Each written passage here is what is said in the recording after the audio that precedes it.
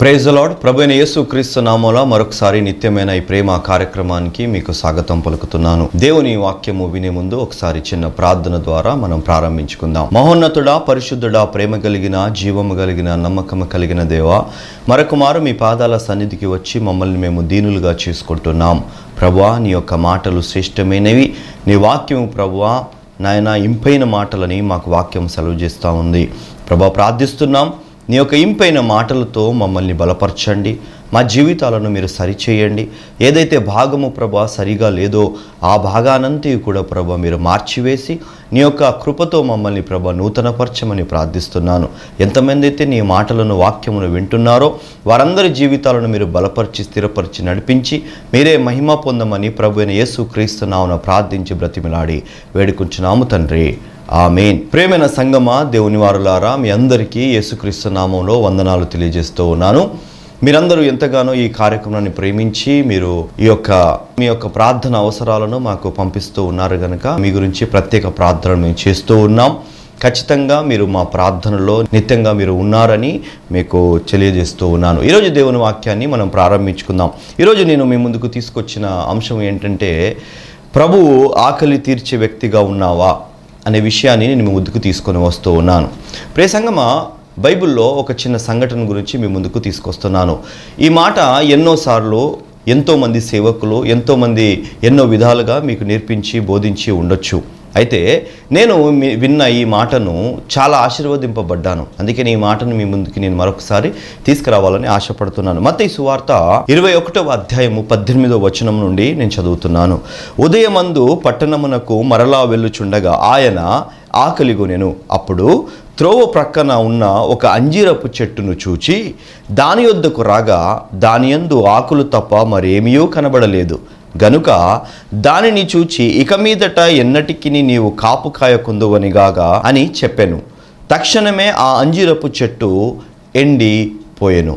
ఈ సంఘటన మన అందరికీ తెలుసు. ప్రభువైన యేసుక్రీస్తు వారు పట్టణంలో వెళ్తూ ఉండగా మార్గపు పక్కన ఒక చెట్టు, అంజీరపు చెట్టును చూశాడు. ఆయనకు ఆకలి వేసినప్పుడు ఆ చెట్టు దగ్గరికి వెళ్ళినప్పుడు చెట్టుకు ఆకలితో కనబడుతున్నాయి కానీ ఫలాలు లేవని ప్రభువైన యేసుక్రీస్తు వారు దానిని శపించినట్టుగా మనం చూస్తూ ఉన్నాం.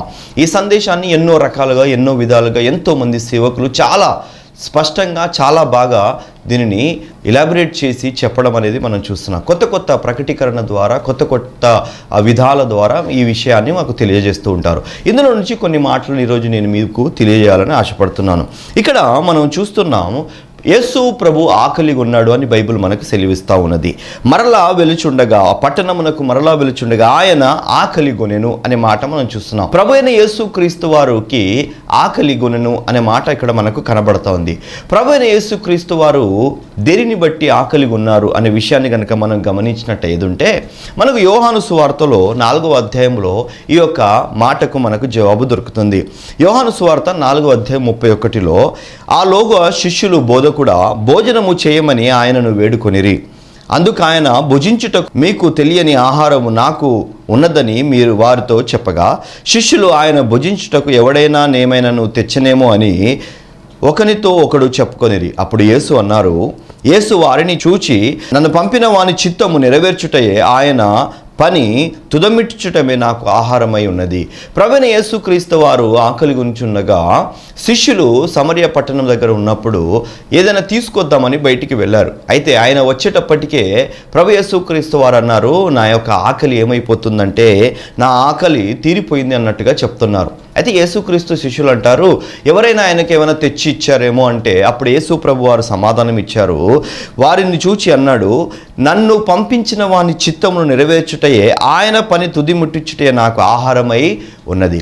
అంటే దేవుని యొక్క యేసుక్రీస్తు వారి యొక్క ఆకలి ఏంటి అంటే, దేవుడు ఏ ఉద్దేశము ద్వారానైతే యేసు ప్రభుని లోకానికి పంపించాడో, తండ్రి ఏ యొక్క ఆలోచనతో ఈ లోకానికి పంపించాడో ఆ యొక్క ఆలోచనను నెరవేర్చడమే దేవుని యొక్క యేసుక్రీస్తు యేసుక్రీస్తు యొక్క చిత్తమై ఉన్నది, లేదా యేసుక్రీస్తు యొక్క ఆకలి ఉన్నట్టుగా మనం అక్కడ చూస్తూ ఉన్నాం. అంటే ప్రభు అయిన యేసుక్రీస్తు వారు నశించిపోతున్న ఆత్మలకు సువార్త ప్రకటించి వారిని దేవుని వద్దకు తిప్పి వారు కూడా రక్షణ పొందుకుని దేవుని యొక్క బిడ్డలుగా మారాలనే దేవుని యొక్క ఆకలి, యేసుక్రీస్తు వారి యొక్క ఆకలి ఉన్నట్టుగా మనకు కనబడతా ఉన్నది. అయితే ఇక్కడ జరిగిన ఈ అద్భుతంలో నుండి మనం కొన్ని మాటలను మనం నేర్చుకోవచ్చు. ఏంటంటే యేసుక్రీస్తు వారు ఆకలిగొని ఎక్కడికి వెళ్ళారంటే ఆ యొక్క త్రోవ పక్కన ఉన్న అంజిరపు చెట్టు దగ్గరికి వెళ్ళారని చూస్తున్నాం.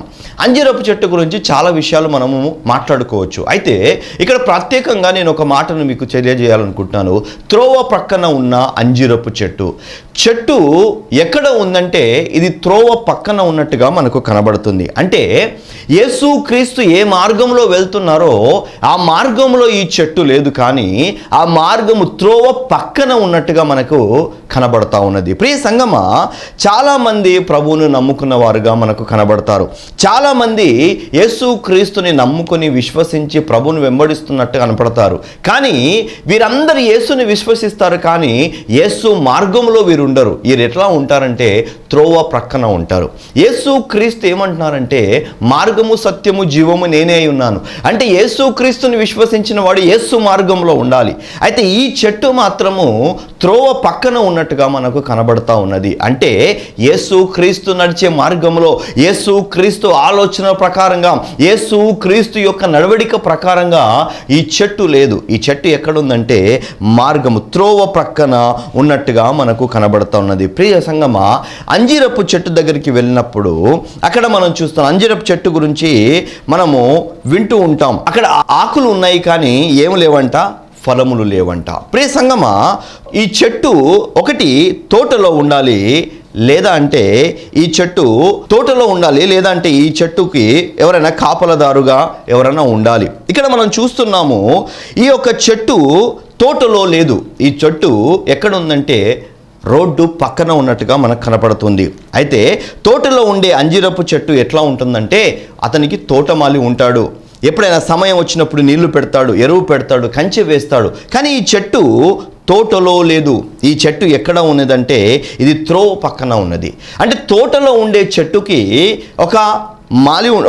ఒక తోటమాలి ఉంటాడు, నీళ్లు పెట్టేవాడు ఉంటాడు, దాన్ని కాపు కాసేవాడు ఉంటాడు, దాన్ని చూసేవాడు ఉంటాడు, దాని గురించి దాన్ని రక్షణ ఇచ్చేవాడు ఉంటాడు. కానీ ఈ రోడ్డు పక్కన ఉన్న చెట్టుకి ఏ తోటమాలి ఉండడు, ఏ కాపుదలలో అది ఉండదు, వారికి కాపరి ఉండడు, వారికి వాక్యం ఉండదు, వారికి హెచ్చరికలు ఉండరు, వారికి గద్దింపులు ఉండవు.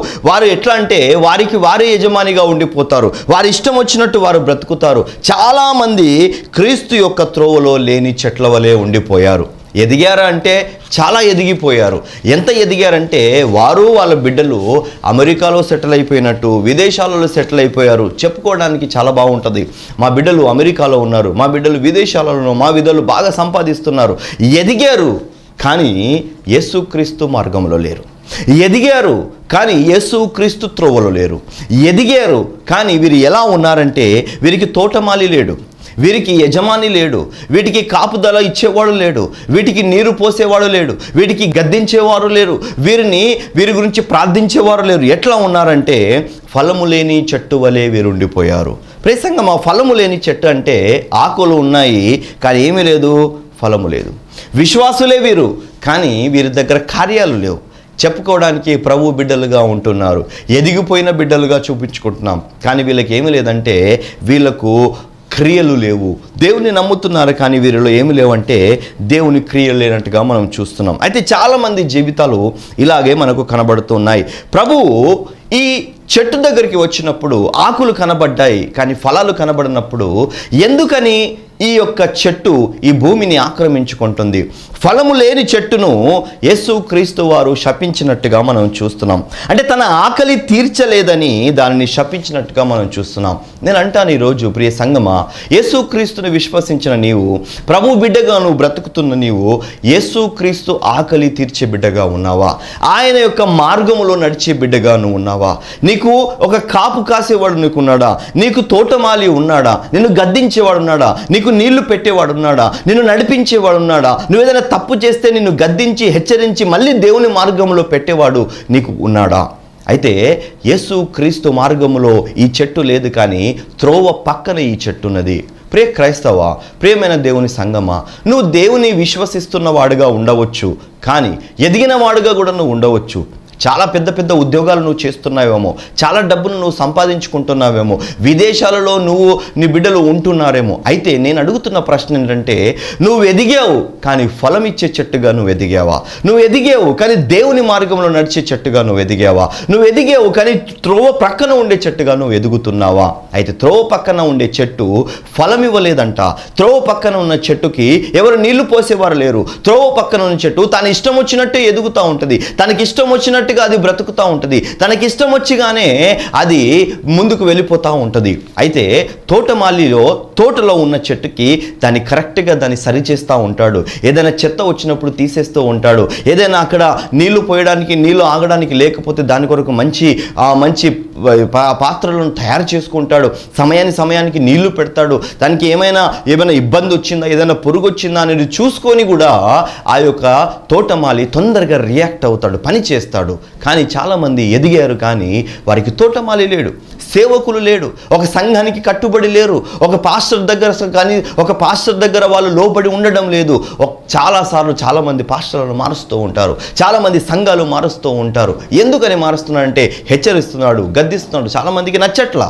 ప్రియ సంగమా, నువ్వు తోటలో ఉన్న చెట్టువైతే నువ్వు గద్దింపును స్వీకరించాలి. నువ్వు తోటలో ఉన్న చెట్టువైతే నీకు క్రమం ఉంటుంది. నువ్వు తోటలో ఉన్న చెట్టువైతే నువ్వు ఎదుగుతావు, నువ్వు పచ్చటి ఆకుల్లాగా ఉంటావు, నువ్వు ఫలాన్ని కూడా నువ్వు ఇస్తావు.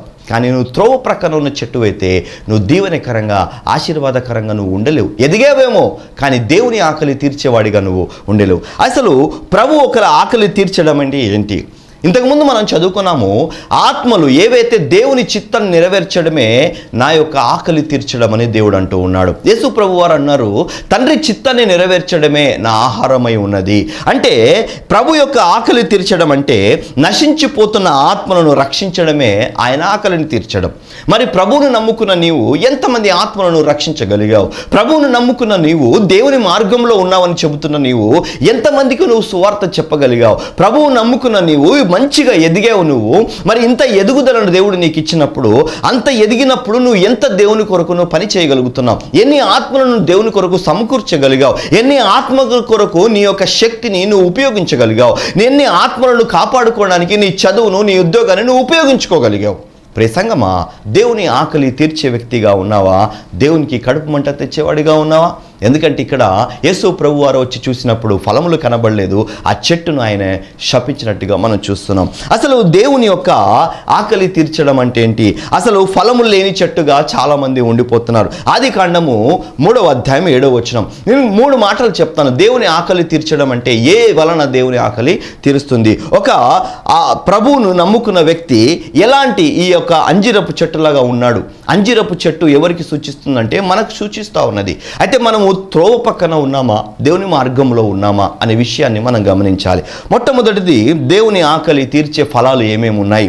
ఆదికాండం 3వ అధ్యాయం 7వ వచనం ఒకసారి చదువుదాం. అప్పుడు వారిద్దరూ కన్నులు తెరవబడిను, వారు తాము దిగంబరములమై తెలుసుకొని అంజిరపు ఆకులను కుట్టి తమకు కచ్చడముగా చేసుకొనిరి. ఆదాము హవ్వల గురించి మాట్లాడుతున్న మాట. ఎప్పుడైతే దేవుని యొక్క ఆజ్ఞను వాళ్ళు మీరిపోయారో, దేవుడు చెప్పిన మాటకు వారు లోబడలేదో, ఏ ఫలాన్నైతే తినకూడదు అని దేవుడు వారిని గట్టిగా వారికి చెప్పాడో, వారు అదే ఫలాన్ని తినేసి పాపము చేసినట్టుగా మనం చూస్తున్నాం. ఎప్పుడైతే ఆ ఫలాన్ని వారు తిన్నారో, బైబిల్ స్పష్టంగా చెబుతున్న మాట, వారిద్దరు కనులు తెరవబడెను, వారు తాము దిగంబరులమై తెలుసుకొని అంజీరపు ఆకులను కుట్టి తమకు కచ్చడములను చేసుకొనిరి. ఏమంటున్నాడంటే, వీరు పాపము చేసినప్పుడు వీరికి అర్థమైన విషయం ఏంటంటే, అయ్యో మేమైతే బట్టలు లేకుండా ఉండిపోయాం, మేము దిగంబరములుగా ఉండిపోయామని గ్రహించి వీరేం చేశారంటే అంజీరపు చెట్టు యొక్క ఆకులను తెచ్చుకొని వాళ్ళు కచ్చడముగా చేసుకున్నారంట. అంటే అంజీరపు ఆకులు చాలా పెద్దవిగా ఉంటాయి. ఈ అంజీరపు ఆకుల ద్వారా వారిని ఏం చేసుకున్నారు? కచ్చడములు చేసుకున్నట్టుగా బైబిల్ మనకు తెలియజేస్తుంది. నువ్వు ఒక అంజీరపు చెట్టువి, నువ్వు దేవుని యొక్క మార్గంలో ఉన్న చెట్టువైతే నువ్వు చేయవలసిన మొట్టమొదటి కార్యం ఏంటంటే, నీ ఆకుల ద్వారా దిగంబరత్వాన్ని నువ్వు కంపాలి. నీ ఆకుల ద్వారా, నువ్వు ఒక అంజీరపు చెట్టు, నీ ఆకుల ద్వారా నువ్వేం చేయాలంటే ఎదుటి వాడి దిగంబరత్వాన్ని నువ్వు కమ్మాలి. అంటే మనకు ఎదుటి ఎదుటివాడి దిగంబరత్వాన్ని కప్పేవాడిగా ఉండాలి, కానీ ఇతరులకు దిగంబరులుగా చేసే తత్వము మనకు ఉండకూడదు. ఎట్లా అనంటే చాలామంది ఏం చేస్తారంటే ప్రార్థన చేస్తున్నప్పుడు, ఒక క్రైస్తవుడిగా వాళ్ళు జీవిస్తున్నప్పుడు, వేరే ఒక క్రైస్తవుడి గురించి కనుక నీకు ఏదైనా విషయాలు తెలిసినప్పుడు, అతను పాపములో పడిపోయాడు, అతను వ్యభిచారములో పడిపోయాడు, లేదా వేరే ఒక మోసంలో పడిపోయాడు, ఏదో దొంగతనంలో పట్టుబడ్డాడు, ఏదో తప్పు చేశాడని ఏదో విషయం కనుక నీకు తెలిసినప్పుడు, అతని దిగంబరత్వాన్ని, అతను చేసిన తప్పిదమును, అతను చేసిన పాపమును నీ యొక్క అంజిరపు చెట్టుగా ఆకువలే నువ్వు ఏం చేయాలంటే కప్పివేయాలి, కానీ ఆ దిగంబరత్వాన్ని 10 మందికి నువ్వు చెప్పుకోకూడదు. క్రైస్తవులు చేసే చాలా తప్పులు ఏంటంటే, ఒకడు చేసినప్పుడు, వాడు ఏదైనా తప్పులో పడిపడ్డప్పుడు, ఎవరైనా తప్పులో పడిపోయినప్పుడు అతని గురించి ఎట్లా వచ్చి చెప్తారంటే, బ్రదర్ నీకు ఒక విషయం తెలుసా, ఆయన అంటే అలా పాపం చేశాడంట, ఆయన అంటే ఇలా చేశాడంట, అంత పాపం చేశాడు, ఆయన గురించి ప్రార్థన చేద్దాం బ్రదర్. నువ్వు ఏం చెప్తున్నావు? ప్రార్థన విషయం చెప్తున్నావా, ఆయన గురించి చెడు చెప్తున్నావు? దిగంబరత్వాన్ని కప్పే విధంగా ఈ ఆకు పనిచేసింది. క్రైస్తవుడిగా ఉన్న నీవు, అంజిరపు చెట్టుగా ఉన్న నువ్వు నీ యొక్క సహోదరుడి దిగంబరత్వాన్ని కప్పగలుగుతున్నావా? నీ కుటుంబంలో ఉన్న దిగంబరత్వాన్ని కప్పగలుగుతున్నావా? నీ భార్య గురించి, నీ భర్త గురించి, నీ బిడ్డల గురించి ఊరందరికీ చెప్పుకుంటున్నావే, వాళ్ళు ఇట్లా చేస్తారు, వాళ్ళు అట్లా చేస్తారు అని. మరి అలాంటప్పుడు దిగంబరత్వాన్ని ఎక్కడ కప్పావు నువ్వు? ఒక అంజీరపు చెట్టు అయి ఉన్నప్పుడు, ఒక ఆకుగర నువ్వు పనిచేస్తున్నావా? ఒక దిగంబరత్వాన్ని కమ్మేవారిగా నువ్వు ఉన్నావా? ప్రియ సంగమా, చాలా తప్పులు మనం చేస్తూ ఉన్నాం. క్రైస్తవులుగా ఒక యేసుక్రీస్తు మార్గంలో ఉండే ఒక అంజరపు చెట్టుగా మనం ఎలా ఉండాలంటే ఎదుటి వారి దిగంబరత్వాన్ని కప్పాలి. ఒకవేళ నీతో పాటు ఒక సహోదరుడు కలిసి ప్రార్థన చేస్తున్నప్పుడు పశ్చాత్తాపడుతున్నా, అవును ప్రభువా నేను ఇలా చూశాను, ఆ తప్పు చేశాను, ఈ తప్పు చేశాను అని దేవుని దగ్గర అతను పశ్చాత్తాపడు ఏడ్చుకుంటూ ప్రార్థన చేస్తుంటే పక్కనున్న నువ్వు ఒకవేళ విన్నావేమో, విన్నందుకు నువ్వు వెళ్ళి ఊరందరికీ చెప్పాల్సిన అక్కర్లేదు. కానీ చాలామంది ఏం చేస్తారు, అలా ప్రార్థన చేశాడయ్యా, ఇలా ప్రార్థన చేయడం, ఎన్ని తప్పులు చేశాడో అని నువ్వు పెద్ద వేరే వారికి చెప్పకూడదు. నువ్వు అంజిరపు చెట్టువు. నువ్వు ఎలాంటి ఆకుగా పనిచేయాలంటే అంజిరపు ఆకు ఎలాగైతే ఆదము హవ్వల యొక్క దిగంబరత్వాన్ని కప్పిందో అలాంటి వ్యక్తిగా నువ్వు ఉండాలి. కొంతమంది అవమానపరిచే పనులు చేస్తున్నారు, సమాజంలో పనికిరాని వారిగా వారు చేయాలని వేరే వారిని చేస్తూ ఉన్నారు. ప్రియ సంగమా, వేరే వారు అందరం మనుషులమే, తప్పు చేస్తాము, కొన్నిసార్లు జారిపోతాము, కొన్నిసార్లు పడిపోయినంత మాత్రాన దేవుడు నేను విడిచిపెట్టాడు. దేవుడు మళ్ళీ నీకు అవకాశం ఇస్తాడు నిలబడ్డానికి.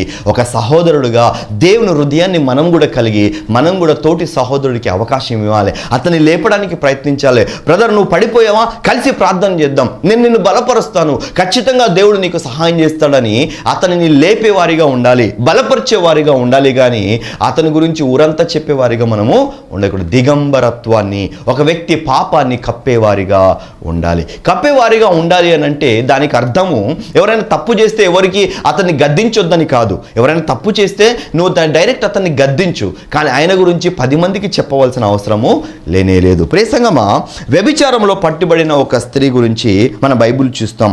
ఆమె వ్యభిచారంలో పట్టుబడినప్పుడు యేసుక్రీస్తు దగ్గరికి ఆమెను తీసుకొచ్చినప్పుడు జనాలందరూ చెప్తున్న మాట, అందరి ముందు మాట్లాడుతున్న, ఈమె వ్యభిచారంలో పట్టుబడింది అని మాట్లాడినప్పుడు శిక్షిద్దాము అని అనుకున్నప్పుడు, రాళ్లతో కొట్టి చంపాలని మోషే ధర్మశాస్త్రం మాకు నేర్పిస్తు, నువ్వేమంటావు అన్నప్పుడు యేసుక్రీస్తు వారు ఏమీ మాట్లాడాల. ఎవరైతే మొదటి పాపం చేయలేదో, ఎవరైతే ఇంతవరకు పాపం చేయలేదో వాళ్ళే రాయి కొట్టండి అనగానే ఒక్కొక్కరు చిన్న పిల్లలతో సహా అందరూ వదిలేసి వెళ్ళిపోయారు. ఆయన ఆ యొక్క స్త్రీ దిగంబరత్వాన్ని, ఆ యొక్క వ్యభిచారపు పనును, ఆ యొక్క పాపాన్ని యేసుక్రీస్తు వారు కప్పివేసినట్టుగా మనం చూస్తున్నాం. అలాంటి జీవితాన్ని మనం కలిగి ఉండాలి. ప్రియ సంగమా, ఎవరి తప్పులైనా కాపాడే అంజిరపు ఫలంగా మనం ఉండాలి, కానీ వారి యొక్క తప్పులను బహిరంగపరిచే వ్యక్తులుగా మనము ఉండకూడదు. హల్లెలూయా. రెండవది ఈ అంజిరపు చెట్టు ఫలము, ఇంకొక ఫలం ఏమి ఇవ్వాలంటే, రెండవ ఫలం ఏంటంటే న్యాయాధిపతుల గ్రంథము 9వ అధ్యాయము 10వ వచనంలో మనం చూస్తాం. అప్పుడు చెట్లు, నీవు వచ్చి మమ్మును ఏలుమని అంజిరపు చెట్టును అడగగా, అంజిరపు చెట్ల మీద రాజునై ఉండి ఇటు అటు ఊగుటకు నా మాధుర్యమును, నా మంచి ఫలములను నేను ఇయ్యక మానుదునా అని వాటితో చెప్పెను. ఇక్కడ చూడండి, కొన్ని చెట్లన్నీ వచ్చి అంజిరపు చెట్టుతో అంటున్నాయంట, నువ్వు మా మీద ఏమై ఉండు, మా మీద రాజునై ఉండు, నువ్వు మా మీద అధికారివై ఉండు అని ఈ యొక్క మిగతా చెట్లన్నీ కలిసి వచ్చి ఈ అంజిరపు చెట్టును అడుగుతున్నప్పుడు, అంజిరపు చెట్టు ఏమని అంటుందంటే, రాజునై ఉండుటకు అటు ఊగుటకును నా మాధుర్యంను నా మంచి ఫలములను నేను ఇయ్యక మానుదునా? ఏమంటున్నానంటే ఈ చెట్టు, నేను అంజిరపు చెట్టును, నన్ను మిమ్మల్ని రాజుగా ఉంచుకోమని చెప్తున్నారు. ఇప్పుడు అటు ఇటు ఊగుటకును నేను రాజ్యరికను చేయుటకును నా మాధుర్యంను నా మంచి ఫలాలను ఇవ్వక నేను మానుదునా? లేదు. ఇక్కడ ఏమన్నానంటే ఇటు అటు ఊగేటకు వాడు ఒకడు ఉన్నాడు. బైబిల్లో మనం చూస్తున్న ఇటు అటు ఊగాలని మీరు నన్ను నియమించుకుంటున్నారు. అయితే ఇటు అటు ఊగినవాడు ఎవడు అంటే బైబిల్లో యోబు గ్రంథంలో మనం చూస్తున్నాము, దేవదూతల మధ్యలో మాట్లాడుతున్నాడానికి వచ్చిన సైతానుగాడు. ఎక్కడి నుంచి వచ్చావంటే ఇటు అటు ఊగుతూ వచ్చాను అనే విషయాన్ని అక్కడ మాట్లాడతాడు. ఎక్కడి నుండి వచ్చావంటే భూమి మీద అటు ఇటు తిరుగుతూ వచ్చాను అంటాడు. ఇటు అటు ఊగుటకు మాధుర్యంను నా మంచి ఫలం నేను ఇయ్యక మానుదునా అని వాటితో అని. అంజిరపు చెట్టు అంటుంది, నేను అటు ఇటు సైతానులాగా గతానిలో ఊగుటకును నేను అలాంటి పనులు చేయాలా? నేను నా ఫలాన్ని నేను ఇవ్వాలి, నేను మానాలా అని అనుకుంటున్నాను. ప్రియ సంగమా, చాలామంది క్రైస్తవులు ఇట్లా ఎలా అయిపోయారంటే సైతాను వాళ్ళు అటు ఇటు ఊగేవారిగా అయిపోయారు.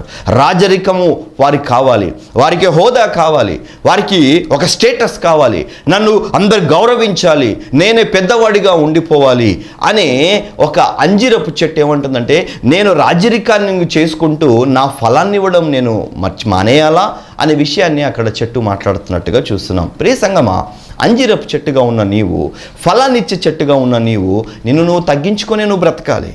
నువ్వు ఫలాన్నిచ్చే విషయాన్ని నువ్వు మర్చిపోకూడదు. ఈరోజు చాలామంది ఏపైపోతున్నారంటే నాకు ఆదరణ కావాలి, సంఘంలో నాకు ఒక స్టేటస్ కావాలి, నేను సంఘ పెద్దగా నేను ఉండాలి, అందరు నన్ను గుర్తించాలి, అందరు నా గురించి పెద్దగా మాట్లాడుకోవాలి, అందరు నా గురించి మంచిగా మాట్లాడగా అందరి నోళ్లలో నేనే నానాలి అనే విషయాలను చాలామంది ఆశపడుతూ ఉన్నారు. అయితే అందరి మీద రాజరికం చేయడానికి ఈ రాజరికం నేను చేయను. ఎందుకంటే రాజరికం చేయడానికి అటు ఇటు ఊగడానికి నేను పిలువబడలేదు, నేను నా మాధుర్యం ఇవ్వడానికి పిలువబడ్డాను అనే విషయాన్ని అంజిరపు చెట్టు ఇక్కడ సమాధానం ఇస్తుంది. రెండవది నేనేం చెప్పాలనుకుంటున్నానంటే మనుషుల దగ్గర రాజరికాన్ని, పెత్తనాన్ని, గౌరవాన్ని, మర్యాదలను పట్టించుకోలేదు కానీ దేవుని ఆకలి తీర్చేవాడిగా, దేవుడు నా ద్వారా ఒక మధురమైన ఫలాలను కావాలనుకుంటున్నాడు, మధురమైన ఫలాలను ఇచ్చేవాడిగా నేను ఉండాలి అని చెట్టు సమాధానం ఇస్తుంది. ఒక క్రైస్తవుడిగా ఉన్న నీవు అధికార దాహం కలిగి ఉన్నావా? ఒక క్రైస్తవుడిగా ఉన్న నీవు నాకు గౌరవం కావాలి, నాకు పెత్తనం కావాలని దాహం కలిగి ఉన్నావా? మరి ఇవన్నీ కలిగి ఉన్నప్పుడు దేవుని ఆకలి తీర్చేవాడిగా నువ్వు ఎక్కడ ఉండగలుగుతున్నావు? దేవుని యొక్క ఏదైతే మధుర ఫలాలు ఇవ్వడానికి ఒక అంజిరపు చెట్టుగా నేను నియమించుకున్నప్పుడు అది నువ్వు చేయలేకపోతున్నావు అని అర్థం. రెండవది, అంజిరపు చెట్టు చేయాల్సింది ఏంటంటే మాధుర్యపు ఫలాలను ఇవ్వాలి. రాజరికం వెనకాల పరిగెత్తకూడదు, అధికారం వెనకాల పరిగెత్తకూడదు, అధికార దాహం వెనకాల పరిగెత్తకూడదు. నన్నే పొగడాలి, నా గురించే మాట్లాడుకోవాలి, నేను ఇంత చెప్పాను, నేను వాక్యం అట్ట చెప్పాను, నేను ఇంత మంచిగా పాట పాడను, నేను అంత మంచిగా పాట పాడను, ఇంత మంచిగా నేను సండే స్కూల్ నడిపాను, ఇంత మంచిగా ఇవి చేశాను. అది అవసరం లేదు మనకి. నువ్వు దేవుని కార్యాలు చేసుకుంటూ వెళ్తే దేవుడు ఎక్కడ నిన్ను హెచ్చించాలో అక్కడ హెచ్చిస్తాడు. దేవుడు నిన్ను ఎక్కడ దీవించాలో దేవుడు నిన్ను అక్కడ దిగిస్తాడు. అదే మనం గుర్తుపెట్టుకోవాల్సిన విషయం ఏంటంటే మనము రాజరికాన్ని వదిలేసి మనం దేని గురించి ఫలాన్ని ఇచ్చే బిడ్డలుగా మనం ఉండాలి. అంజిరపు చెట్టు మార్గంలో కాకుండా ఈ మార్గంలో ఉన్న చెట్టు ఫలాన్ని ఇవ్వలేదు, ఆకులు ఉన్నాయి కానీ ఫలాలు అక్కడ లేవు. అయితే అంజిరపు ఆకు చేసిన మొట్టమొదటి పని ఏంటంటే దిగంబరత్వాన్ని కప్పింది. రెండవది ఇక్కడ ఏమంటే రాజరికం చేయకుండా నేను నా ఫలాన్నే ఇవ్వాలి అనే నిర్ణయాన్ని ఇక్కడ తీసుకున్నది. మూడవది, ఈ యొక్క 2వ రాజుల గ్రంథం 20వ అధ్యాయం 7వ వచనంలో మనం చూస్తాము. పిమ్మట యెషయా అంజిరపు పండ్లు ముద్ద తెప్పించడకు చెప్పగా వారు దానిని తెచ్చి కురుపు మీద వేసిన తర్వాత అతడు బాగుపడెను. ఇక్కడ మనం ఒక వ్యక్తి చూస్తున్నాం. ప్రభుని ఇక్కడ దేవుని యొక్క రాజు అనారోగ్య పాలైపోయినప్పుడు, ఈ యొక్క అనారోగ్య పాలైనప్పుడు ఇతనికి ఆయుష్ తగ్గిపోతుంది అనే విషయం చెప్పినప్పుడు మళ్ళీ ప్రార్థన చేసినప్పుడు దేవుడు అతనికి ఆయుష్ను పెంచాడు. అయితే ఇక్కడ ఏం జరిగిందంటే యెషయా ఏం చేశాడంటే అంజిరపు పండ్ల ముద్దను తీసుకొచ్చి ఆ యొక్క కురుపుల మీద వేసిన తర్వాత అతడు బాగుపడెను. అంటే మాటిక ఇతరుల గాయాలు రేపే వారిగా ఉండకూడదు, కానీ మనము మన యొక్క అంజిరపు పండ్ల ద్వారా ఇతరి వ్యక్తి గాయాలను మాన్పే విధంగా ఉన్నాయి. ఇక్కడ అంజిరపు పండ్లు ఏం చేసిందంటే గాయాలను మాన్పించాయి.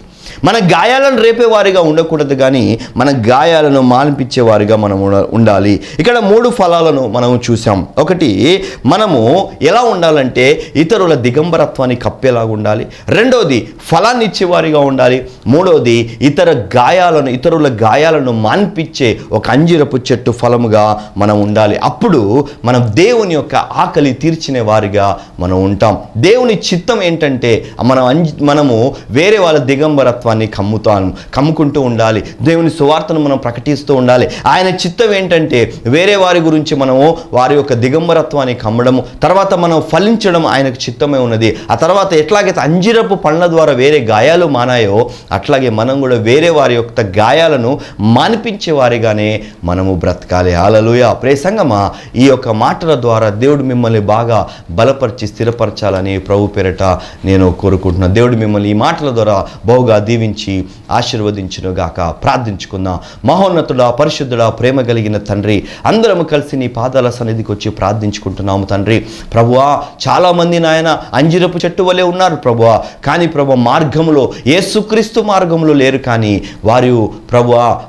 వారు మార్గము పక్కన ఉండిపోయారు నాయన. ప్రభువా, చెట్టు ఎప్పుడు కూడా తోటలో ఉండాలి ప్రభువా, కానీ ఈ చెట్టు తోటలో కనబడలేదు నాయన. ఇది మార్గము పక్కన ఉన్నది. చాలామంది క్రైస్తవులు అని అనుకుంటున్నారు, కానీ యేసుక్రీస్తు మార్గంలో లేరు. నీ మార్గంలో లేకుండా వారు పక్కన ఉండిపోయారు ప్రభువా. ఎదగడానికి ఎదిగారు, కానీ ఫలాలు వారిలో కనబడడం లేదు ప్రభువా. ఈ యొక్క మాటల ద్వారా ప్రార్థిస్తున్నాను నాయన. ఎంతమంది అయితే ప్రోగ్రామ్ని వింటున్నారో వారందరి జీవితంలో ప్రభువా, యేసుక్రీస్తు ఎలాగైతే తండ్రి చిత్తాన్ని నెరవేర్చే ఆకలి కలిగి ఉన్నాడో, అలాంటి ప్రభువా నీ చిత్తము, నీ ఆకలి నెరవేర్చే బిడ్డగా వీరిని చేయండి. నీ ఆకలి ఏంటంటే సువార్త ప్రకటింపబడాలి. నీ ఆకలి ఏంటంటే వేరే వారి దిగంబరత్వాన్ని కమ్మాలి. వేరే ఒక్క వ్యక్తి ప్రభువా మీద రాజుగా అధికారంగా కాకుండా వారు అంజిరపు చెట్ల ఎలాగైతే ఫలమిచ్చేవారిగా ఉందో అలాగే ఫలమిచ్చేవారిగా ఉండాలి. అంజిరపు పండ్లు ఎలాగైతే ప్రభువా వేరే గాయాలను మాన్పేవారిగా ఉందో, మా యొక్క మాటల ద్వారా, మా స్వభావం ద్వారా, మా యొక్క ప్రవర్తన ద్వారా వేరే వారి గాయాలను మాన్పేవారిగా మేము ఉండుటకు దయచూపి సహాయం చేయండి. ఈ మాటల ద్వారా ప్రతి ఒక్కరిని మీరు ముట్టి తాకి వారిని బలపరిచి స్థిరపరిచి నడిపించమని ప్రభు. అలాగే ఎంతమంది అయితే అనారోగ్యులు ఈ కార్యక్రమం చూస్తున్నారో, యేసుక్రీస్తు నామమున వారందరి యొక్క అనారోగ్యతలు ప్రభు యేసు నామమును విడిపించబడి ప్రభు వారు నీయందు బలము పొందుకొని, నీయందు రక్షణ పొందుకొని ప్రభు సంఘములో నాటబడి అంటు కట్టబడిన వారిగా ఉంచమని ప్రభువైన రక్షకుడైన యేసుక్రీస్తు నామమున ప్రార్థించి బ్రతిమలాడి వేడుకుంటున్నాము తండ్రి. ఆమేన్. దేవుడు మిమ్మల్ని మాటల ద్వారా దీవించి ఆశీర్వదించునుగాక. ఎవరికైనా ప్రార్థన అవసరతలు ఉంటే దయచేసి మీకు స్క్రీన్ మీద ఇవ్వబడిన నంబర్కి కాల్ చేసి మీ ప్రార్థన అక్కర్లు మాకు తెలుపగలరు. అలాగే ఇలాంటి కార్యక్రమానికి మీరు సహాయం చేయాలనుకున్నా, లేదా దేవుని మందిరం కొరకు మీరు ప్రార్థించాలనుకున్నా, స్క్రీన్ మీద ఇచ్చిన నంబర్కి మీరు ఫోన్ చేసి సహాయం కానీ మీ యొక్క ప్రార్థన అవసరతను మీరు తెలియజేయగలరు. దేవుడు మిమ్మల్ని దీవించి ఆశీర్వదించునుగాక. ఆమేన్.